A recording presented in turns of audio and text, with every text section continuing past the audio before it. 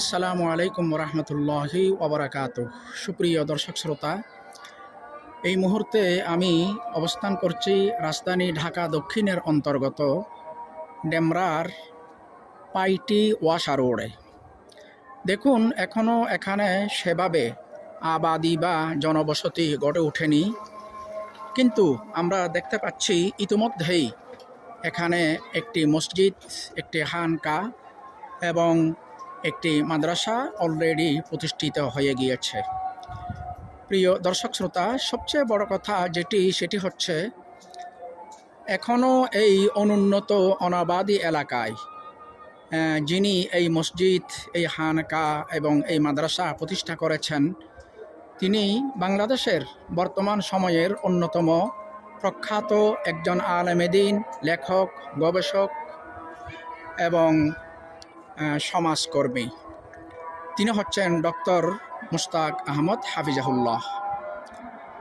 বাংলাদেশে ডক্টর মুশতাক আহমদ হাফিজাহুল্লাহ তিনি প্রথম যিনি কওমি মাদ্রাসায় পড়ে থিসিস করে অতঃপর ডক্টরেট অর্জন করেছেন।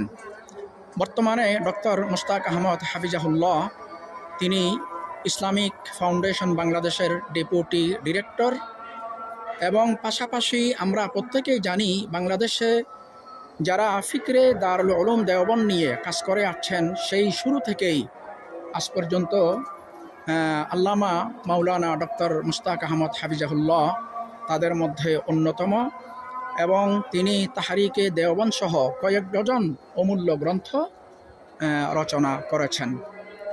প্রিয় দর্শক শ্রোতা, বাংলাদেশের সাম্প্রতিককালের অন্যতম প্রখ্যাত একজন আলেমে দ্বীন, প্রখ্যাত লেখক, প্রখ্যাত গবেষক, ইসলামী চিন্তাবিদ এবং আধ্যাত্মিক জগতের অন্যতম উজ্জ্বল জ্যোতিষ্ক, বিশেষ করে ফিকরে দারুল উলুম দেওবন্দের অন্যতম উজ্জ্বল জ্যোতিষ্ক আল্লামা ডক্টর মুশতাক আহমদ হাফিজাহুল্লাহর প্রতিষ্ঠিত